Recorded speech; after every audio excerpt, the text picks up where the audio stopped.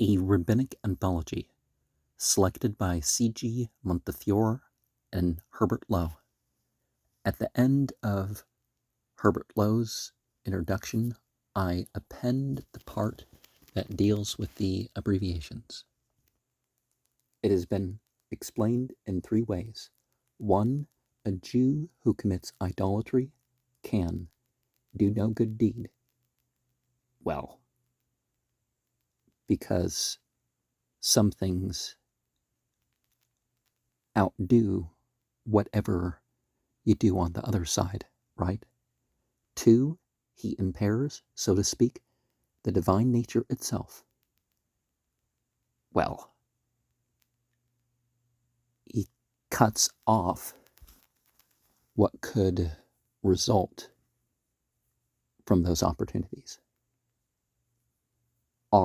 3, though he has thus sinned, he has not impaired the divine nature itself.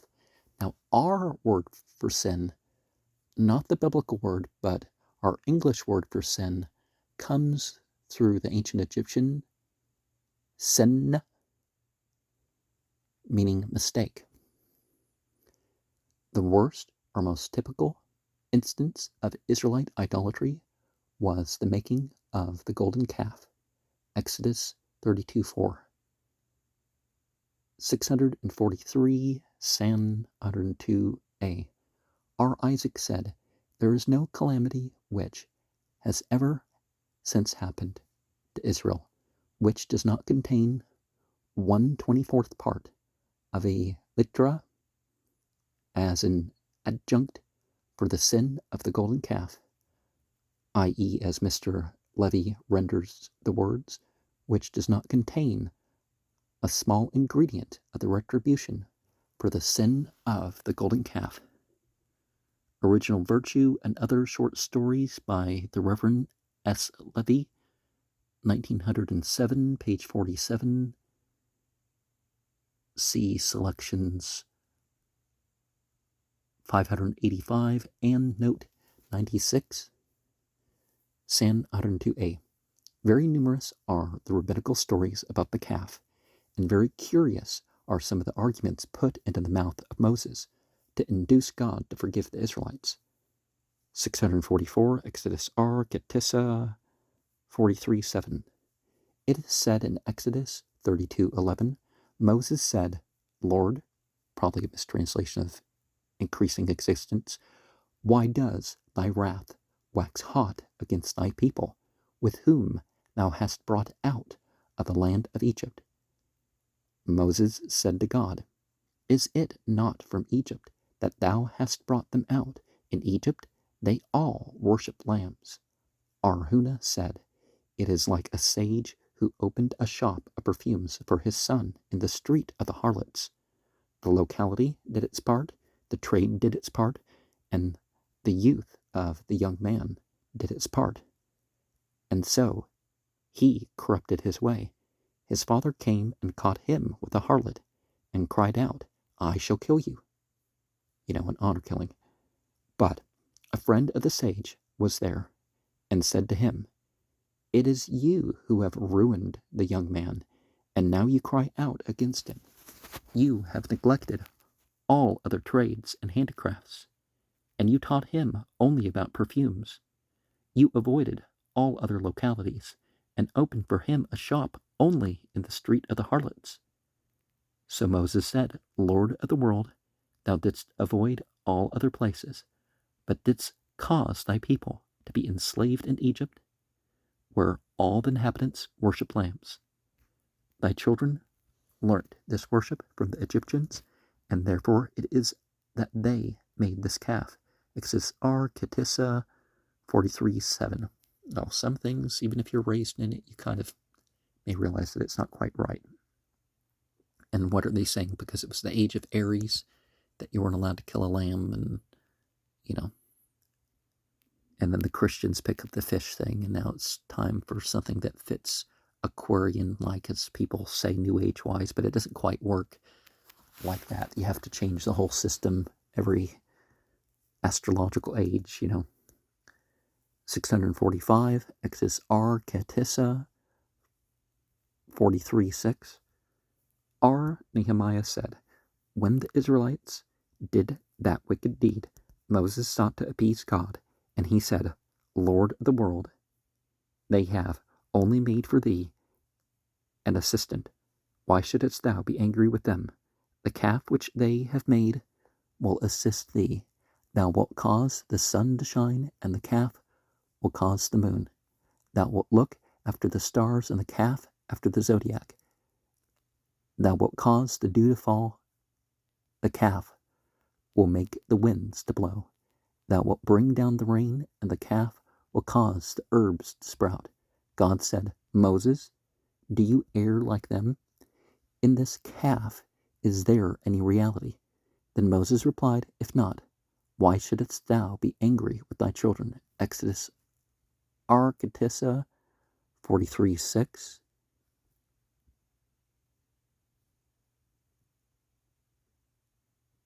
The rabbis are ready to let Moses, as it were, catch God out. If the calf is a mere mass of matter, why make such a fuss about it? But we also get passages like the following. 646, Pasque 128b, R.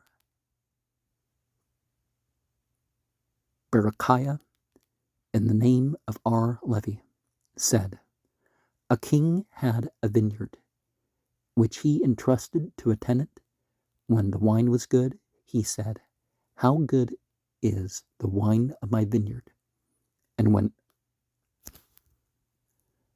it was bad, he said, how bad is the tenant's wine?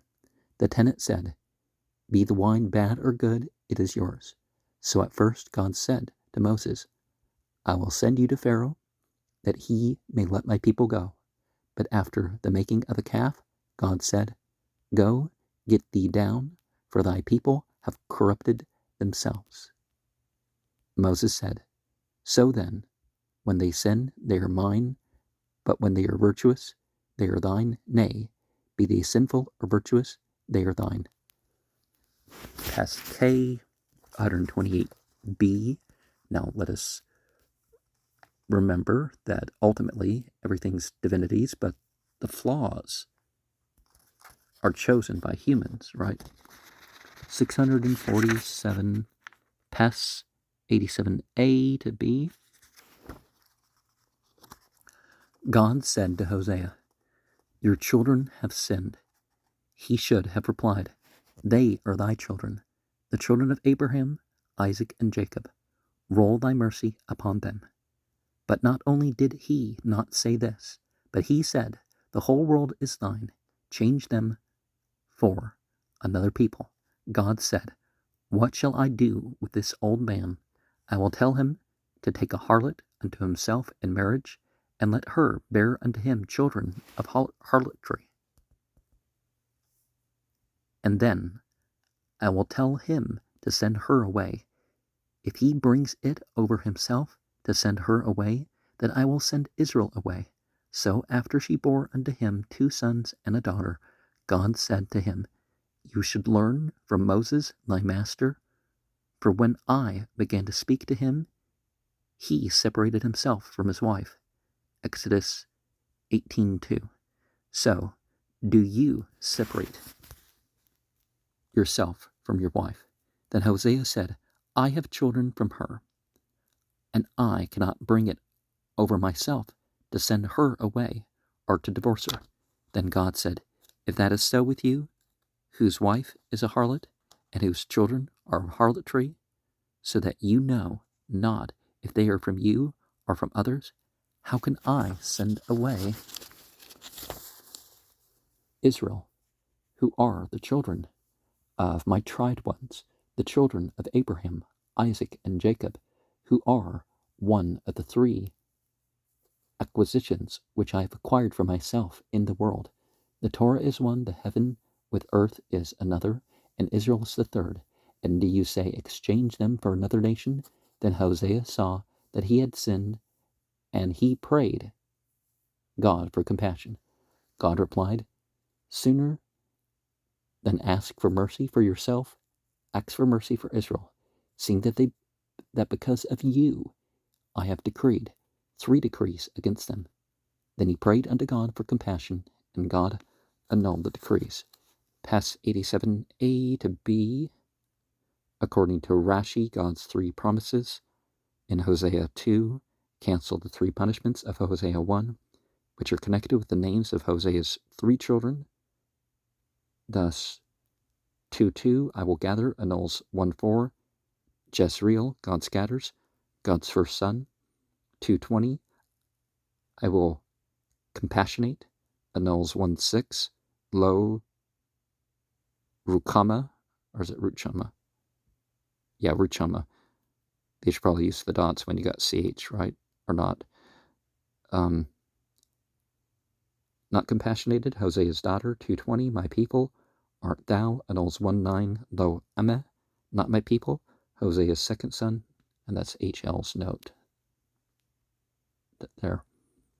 Sometimes Israel makes its own excuse and pleads its own cause. 648, Exodus R, Ketissa 46:4. We are the clay and thou art our father. Isaiah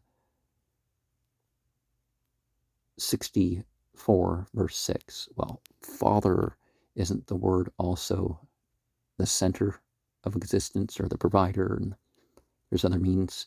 Even if you take it literally, there's other meanings for the term.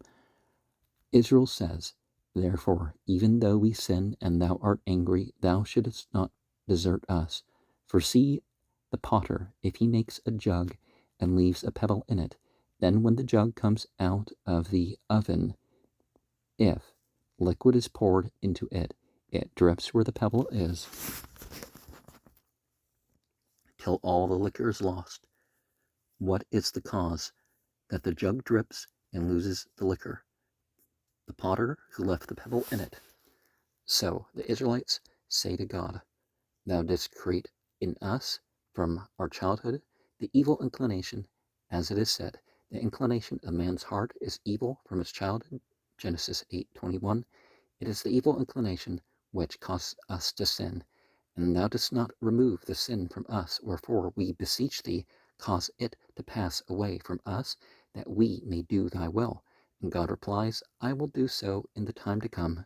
The biblical proof is in an untranslatable play upon the words in Micah 4:6, where I will gather her that I have afflicted, is interpreted to refer to the removal of the evil inclination. Also, that the evil inclination is in Hebrew Yetzer, and the potter is Yotzer. Exodus R, Ketissa 46:4. The destruction of the temple, the expulsion of the Israelites from their country, and their exile, whether to Babylon or through the Roman Empire, exercised the minds of the rabbis very sorely. The patriarchs are made to plead Israel's cause. The following extract is long but curious and interesting. See selection 184, note 52, 649. Oh, that's the biggest one we got so far. Lamb R, introduction 24, folio 6b, the inner column footnote. R. Samuel B. Nachmana said that when the temple was destroyed, Abraham came before God, weeping, plucking out his beard, tearing out the hair of his head, striking his face, rending his garments, and with ashes on his head. Then he went to the temple and mourned and cried. He said to God, wherein am I different from any other people and tongue, that I have come to this reproach and shame? When the angels saw him, they arranged a mourning in serried ranks, and they said, the highways are waste, the wayfaring man ceases. He has broken the covenant. He has despised the cities. He regards no man. Man in Hebrew is Enosh. Isaiah 33:8. For they said, the highways to Jerusalem, which were prepared so that the pilgrims might not be stopped in the way, have become waste. The paths on which the Israelites pass to and fro on the festivals, they are desolate.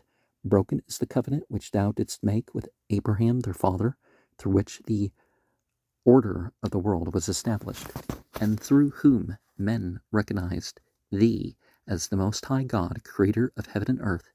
Thou hast despised Jerusalem and Zion, which aforetime thou chosest. Thou hast not regarded Israel even as much as thou didst regard the generation of Enos, who first began the worship of idols. Genesis 4:26. According to a midrashic interpretation, then God gave heed to the angels and said to them, why do you hold a mourning in your seri drinks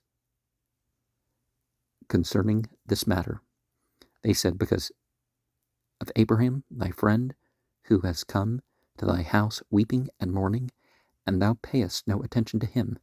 God replied, since my friend has been parted from me and gone to his eternal home, he has not come to my house.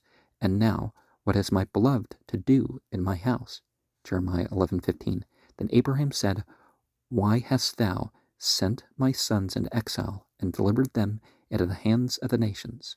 Probably a mistranslation of those who've turned their back, the Goyim, who have killed them with unnatural deaths.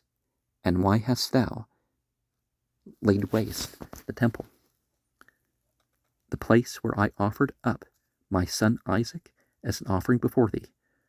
God said, thy sons sinned and transgressed the whole law, all the 22 letters that are in it.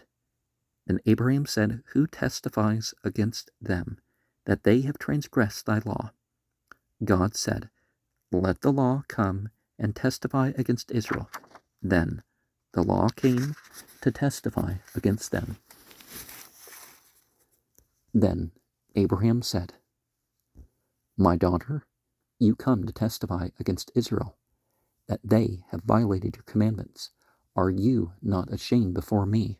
Remember the day when God made you pass before every nation and tongue, and they were unwilling to receive you, until my sons came to Mount Sinai, and they received you and honored you. And now you come to testify against them in the day of their distress.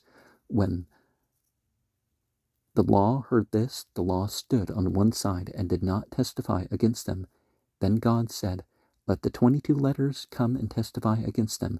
So they all appeared, and the first letter came to testify against Israel, that they had broken the law. Then Abraham said, you, Aleph, the first letter of the alphabet, do you come to testify against Israel in the day of their distress? Remember the day when God revealed himself upon Mount Sinai, and he began with you. I am the Lord thy God. The Hebrew word Anoki, I, begins with Aleph, and is Lord in that passage a mistranslation for establishing established?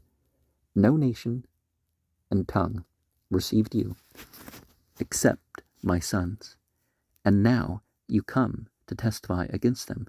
Then Aleph stood aside and did not testify against them. Then arose the second letter, Beth, to testify against them. And Abraham said, you come to testify against my sons, who were zealous in the study of the 5 books of the law, which begin with you.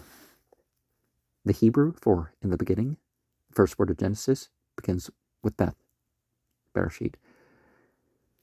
Then the second letter stood aside and did not testify against them. Then came the third letter,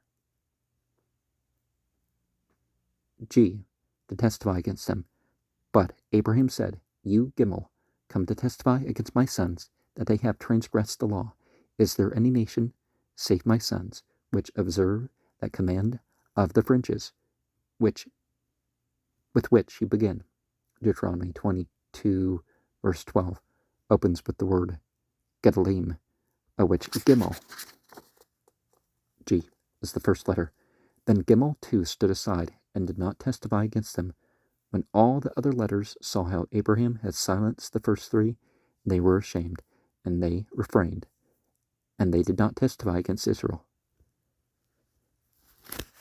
Or perhaps that's added because the rest of these examples are for God. Then Abraham said to God, Thou gavest me a son when I was 100 years old, and when he had acquired intelligence, and was 37 years old, thou badest me offer him up for a burnt offering before thee. Then I made myself cruel, and had no pity upon him, but I myself bound him. Wilt thou not remember this, and have pity upon my sons? And Isaac began and said, When my father said to me, God will provide the lamb for the burnt offering, my son, I did not cavil at his words, but I let myself willingly be bound upon the altar, and I stretched out my neck under the knife. Wilt thou not remember this for me, and have pity on my sons? Then Jacob began and said, Did I not remain 20 years with Laban? And when I left him, the wicked Esau met me and sought to kill my sons, and I delivered myself to die in their stead. And now they are delivered into the hands of the enemy as sheep for the slaughter, after I had brought them up as the chickens of a hen, and I bore for them the troublous responsibility of bringing up children, for through most of my days I was in great trouble for their sakes. Now wilt thou not remember this for me, and have compassion on my sons? Then Moses began and said, Was I not a faithful shepherd for Israel during 40 years? Like a horse I ran before them in the wilderness, and when the time came that they should enter the land, thou didst decree that my bones should be consumed in the wilderness. And now that the Israelites have been carried into captivity, thou hast sent for me to mourn and to weep over them, like the proverb which men use, Of my Lord's good I do not partake, of his evil I do. Then Moses said to Jeremiah, Go before me, for I will go and see who lays his hands upon them. Jeremiah said, I cannot pass upon the way because of the slain. Moses said, Nevertheless proceed. So they went on till they reached the rivers of Babylon. When the Israelites saw Moses, they said, The son of Amram has risen from his grave to deliver us from our enemies. Then a heavenly voice went forth and said, It is a decree of God. Then Moses said, My sons, I cannot bring you back, for the decree has been announced, but God will soon restore you. Then he left them. Then he lifted up their voices in weeping till their cry came up to God, as it is said, By the waters of Babylon we wept. Psalm 137, verse 1. Then Moses came to the patriarchs, and they said to him, What have the enemies done to our sons? He said, Some they have killed, the hands of some they have tied behind their backs, some they have bound with fetters of iron, some they have stripped naked, some have died on the way, and their corpses have been left to the birds of the air and to the beasts of the earth, and some, hungry and thirsty, have been exposed to the heat of the sun. Then they all began to weep and lament, Woe for that which has befallen our sons! How have you become as orphans without a father? How had you to sleep in the sun and in the heat without covering or raiment? How had you to walk over rocks and gravel without shoes or sandals? How were you laden with heavy burdens of sand? How were your hands tied behind your backs? How have you not been suffered to swallow the spittle in your mouths? And Moses said, Cursed be you, O son, with the you, that you did not become dark in the hour when the enemy entered the temple. Then the son answered and said, Moses, faithful shepherd, when I would have become dark, they did not allow me to do so, and they ceased not to strike me with 60 scourges of flame. And they said to me, Go forth and shine with thy light. Then Moses said, Woe, how is your radiance, O sanctuary? become dark. Woe, that the time has come for the temple to be laid waste and the sanctuary destroyed, and that the schoolchildren are killed, and that their parents are driven into exile and captivity and desolation. I adjure you, O captors, do not commit merciless slaughter, do not make a complete destruction, do not kill the son in the presence of the father, and the daughter in the presence of the mother, for a time will come when the Lord of heaven will call you to account. But the wicked Chaldeans, they're called Chaldeans because they perform the Kushti ritual, with the sacred thread, did not act thus, but they put the son by the side of his mother and said to his father, "Arise and kill him." Well, that wasn't really a Zoroastrian thing, but the mother wept and let tears fall upon him, and the father slew him. Then Moses said to God, "In thy law it is written of ewe or cow, ye shall not kill it and its young both in one day." Leviticus 22:28.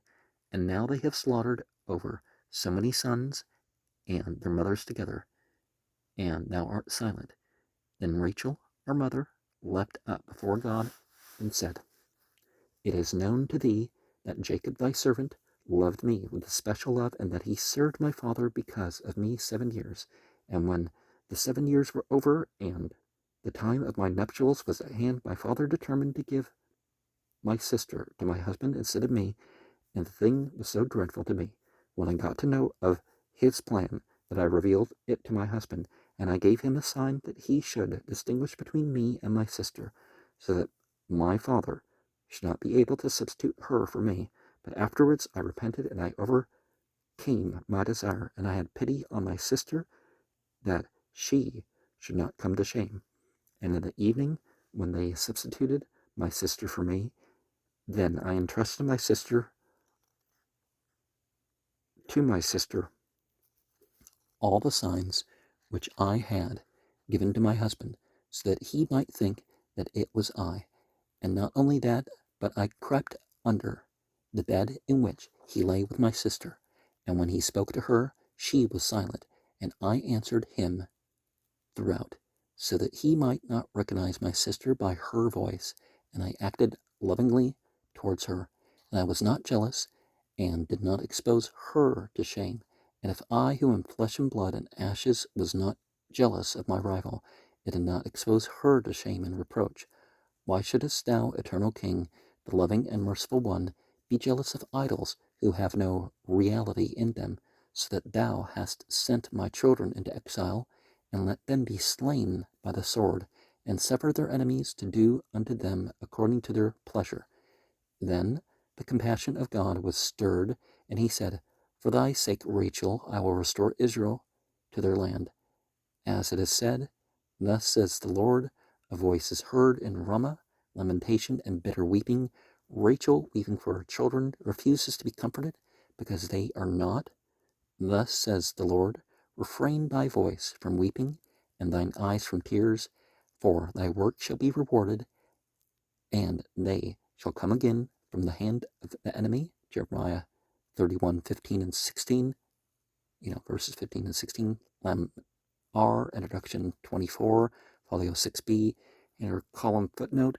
One of the things that is different about the Islamic tradition from what they call the Abrahamic faiths is that Abraham doesn't pray for the wicked per se. He prays, and then God qualifies as, it's his children who are righteous. So the covenant is with the righteous, those who believe and obey. It's not, with others. And the prophets don't criticize the laws of nature. They don't criticize time. They don't criticize the sun or the moon or the earth or anything for doing its job.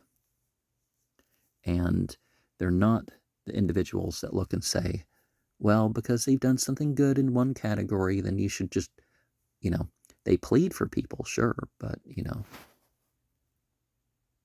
they're not going to give favoritisms before God because of ancestry.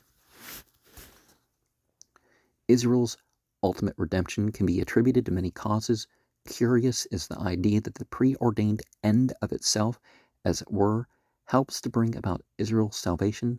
650, Midrash Psalm on 106:44 and 229a, section 9. R. Elazar said, Israel will be redeemed by 5 things only: through distress, through prayer, through the merits of the fathers, through repentance, and through the end. Midrash Psalm on 106:44, 229a, section 9. Sometimes God is made to wish that there should be a petition put before him for Israel's forgiveness.